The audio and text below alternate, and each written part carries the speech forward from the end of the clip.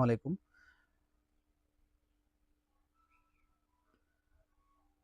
প্রিয় শিক্ষার্থী বন্ধুরা, এসএসসি পরীক্ষা 2026 সালে যারা অংশগ্রহণ করতে চাচ্ছ তাদের জন্য বাংলা থেকে আজকে গুরুত্বপূর্ণ একটি সাজেশন তৈরি করা হয়েছে। খুব অল্প সময়ে কিভাবে বাংলা পরীক্ষাতে ভালো করা যায় তা নিয়ে একটি গুরুত্বপূর্ণ সাজেশন আমরা তৈরি করে ফেলেছি। তো প্রথমেই আমরা দেখে নিব বাংলা কি অধ্যায় পড়তে হবে। তো বাংলা গদ্য থেকে 9টা চ্যাপ্টার পড়তে হবে। এখানে আমরা দেখলে একটু বুঝতে পারবো। এখানে শিরোনাম আছে প্রত্যুত্তরপাকার, শুভা, বই পড়া, আমাটি পেপু, মানুষ মোহাম্মদ, নিম গাছ, শিক্ষা ও মনুষ্যত্ব, প্রবাস বন্ধু, 21-এর গল্প।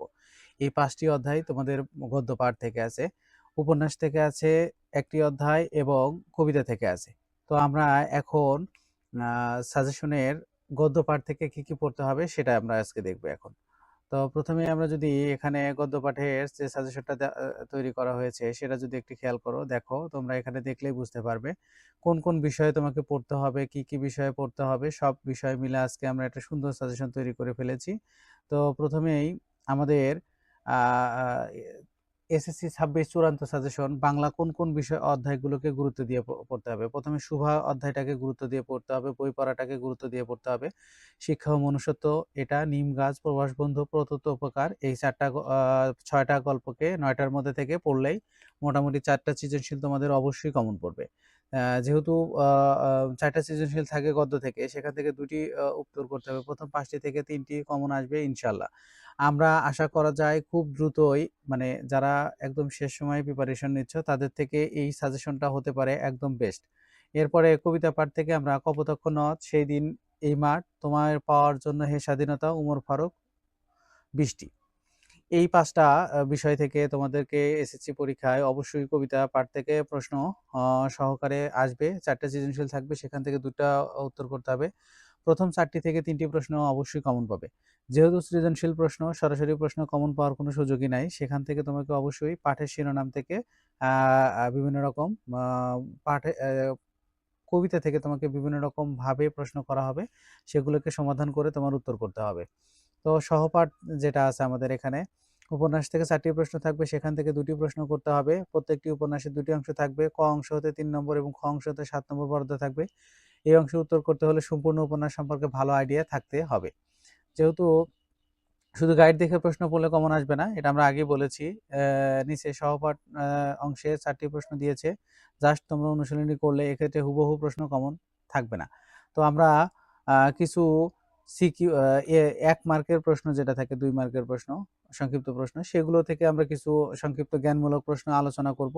সেখান থেকে তারপরে আমরা অনুধাবনমূলক প্রশ্ন আলোচনা করব। প্রয়োগমূলক প্রশ্নটা তোমার নিজের দক্ষতায় লিখতে হবে। তো প্রদত্ত উপকার উপন্যাসে ঈশ্বরচন্দ্র বিদ্যাসাগর, এই উপন্যাসে ঈশ্বরচন্দ্র বিদ্যাসাগরের জন্ম কত সালে? 1820 সালে। আলী ইবনে আব্বাস কোন দেশের নাগরিক ছিলেন? বাগদাদের। হস্তপদমানিক নিবাস কোথায় ছিলেন? এগুলো প্রশ্ন।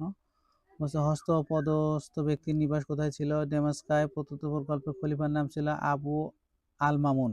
প্রদত্ত গল্পে খলিফা কি শপথ করেছেন? যদি তুমি আমাকে ছাড়িয়া দিয়া থাকো, এক দ্বন্দ্ব তোমাকে প্রাণদণ্ড হইবে। খলিফা কেমন পুরুষ ছিলেন?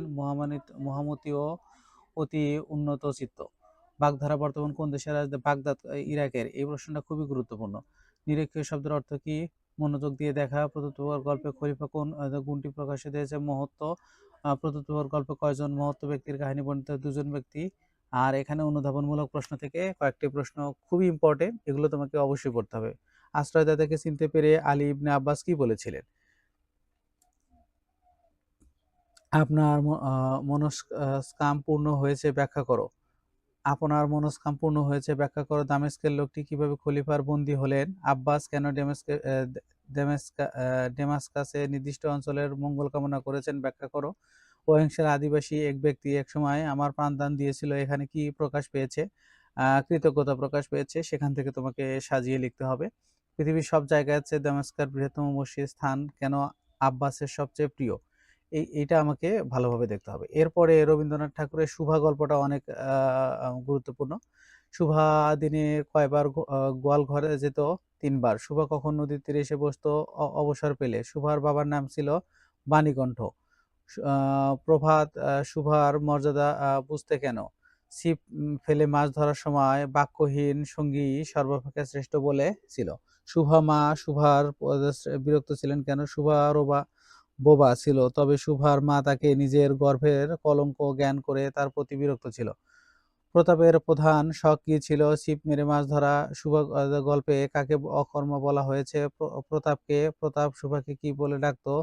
বলে। প্রকৃত সুভাষ কিসের অভাব পূরণ করতে দেয়? ভাষার অভাব। সুভাষ হৃদয় কুয়াশা ঢাকা প্রভাতের মতো কিসের ভরে গেল? অশ্রু বাম্পে। সুভা গ্রামের নাম কি ছিল? চন্দ্রীপুর। বাখারি শব্দের অর্থ কি? কাদের দুদিকে ঝুলিয়ে বাঁশের ফালি। অনিমেষ শব্দের অর্থ হচ্ছে অপলক, পলকহীন। এই প্রশ্নটা খুবই গুরুত্বপূর্ণ। কিশলয় শব্দের অর্থ কি? গাছের নতুন পাখা। সুভা গল্পের সর্বাঙ্গীয় গাঙ্গুলি। সুভা থেকে অনুধাবনমূলক যে প্রশ্নগুলো থাকবে সেই প্রশ্নগুলো আমরা এখান থেকে পড়তে হবে। সুভার সমস্ত হৃদয় অশ্রু বাম্পে ভরে গেল কেন? বুঝিয়ে লেখো। তুমি আমাকে যাইতে দিও না মা, উক্তি ব্যাখ্যা করো। এই প্রশ্নগুলো খুবই ইম্পর্টেন্ট অনুধাবনমূলক থেকে। পিতামাতার মতে সুভার সর্বত্র জাগরুক ছিল কেন? এটাও একটি কালো চক্ষে তিনি তর্জমা করতে হয় না কেন? ব্যাখ্যা করো। এটাও ছিল একটি গুরুত্বপূর্ণ। প্রকৃতি যেন তাহার ভাষার অভাব পূরণ করিয়া দেয়, ব্যাখ্যা করো। প্রকৃতি যেন তাহার ভাষার অভাব পূরণ করিয়া দেয়, ব্যাখ্যা করো। এটা একটা গুরুত্বপূর্ণ প্রশ্ন। শুভকল্পে গ্রাম লক্ষ্মী স্রোতস্বিনী কথাটি দ্বারা কি বোঝানো হয়েছে? এটা প্রশ্নটা পড়তে হবে। শুভাকে শুভার মা বিধাতার অভিশাপ বলে কেন ব্যাখ্যা করেছেন? বইপাড়া প্রমোদ চৌধুরী। কারদার শব্দের অর্থ কি? বাহাদুরি। বইপাড়া গল্প থেকেও একটা ইম্পর্টেন্ট প্রশ্ন, এখান থেকে একটা প্রশ্ন অবশ্যই এবার এসএসসি পরীক্ষাতে আসবে। তো এখানে অনেকগুলো জ্ঞান অনুধাবনমূলক প্রশ্ন দেওয়া আছে এখানে। চাইলে তুমি এগুলোকে দেখে নিতে পারো। আমরা সংক্ষিপ্ত প্রশ্ন কিছু সিকিউ টাইপের সংক্ষিপ্ত প্রশ্ন, এমসিকিউ টাইপের সংক্ষিপ্ত প্রশ্ন আমরা এখানে সাজিয়ে রেখেছি। এগুলো পড়ে যেতে পারো, যেগুলো এমসিকিউ এবং ছোট প্রশ্ন যে থাকে, বি প্রশ্ন থাকে, সেখানে তোমাদের গুরুত্ব দিবে। বিধবা বিদ্যার সাধনা শিষ্যকে নিজ অর্জন করতে হয়, ব্যাখ্যা করো এটা।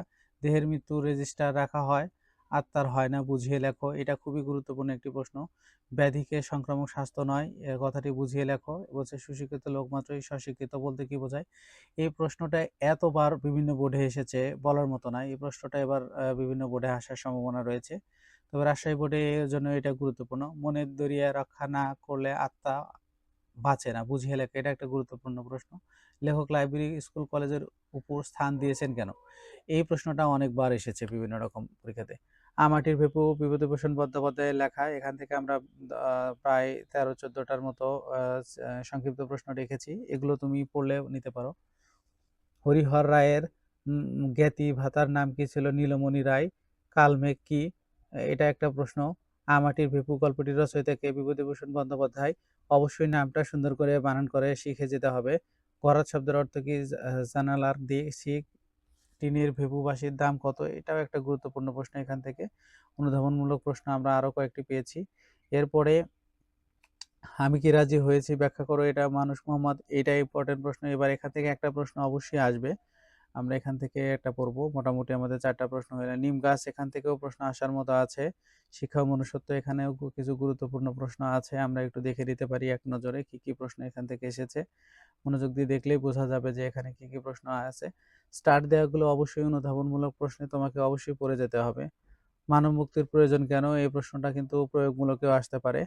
প্রবাস বন্ধু সৈয়দ মুস্তফা আলী। এখানে আরো কয়েকটি। বপু শব্দের অর্থ কি? বড় দেহ। আরো 12 কোষ কি?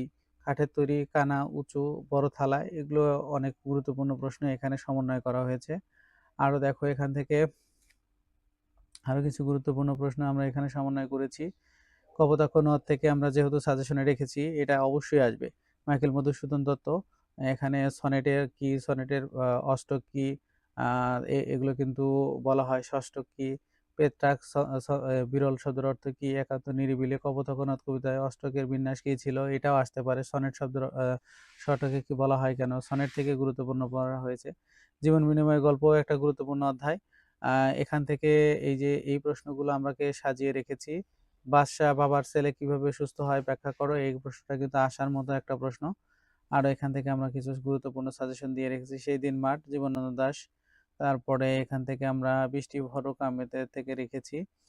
আরো বিভিন্ন রকম সাজেশন আমরা এখানে রেখেছি। দেখা যাচ্ছে যে এখানে আরো গুরুত্বপূর্ণ কিছু প্রশ্ন। শেখ আল মাহমুদের থেকেও এখানে কিছু গুরুত্বপূর্ণ প্রশ্ন রাখা হয়েছে। হুমায়ুন আহমেদের আহ, ওদের শাস্তি একটা ব্যাখ্যা করো। রফিকের মৃত্যুর দিকে ধাবিত হওয়া কিভাবে নতুন বাংলাদেশ জন্ম নিয়েছে, সহায়ক ভূমিকা পালন ব্যাখ্যা করো। মীর আলী, খেলাটি ভালো লেগে থাকে, যদি সাজেশনটি ভালো লেগে থাকে তাহলে অবশ্যই কমেন্টস করে জানাবেন। আগামী যেহেতু বাংলা প্রথম পত্র পরীক্ষা, অবশ্যই বাংলা প্রথম পত্র পরীক্ষা শেষ হওয়ার পরের দিনই বাংলা দ্বিতীয় পত্র সাজেশন দেওয়া হবে। যাদের এখনো পড়া ফুলফিল কমপ্লিট হয় নাই তারা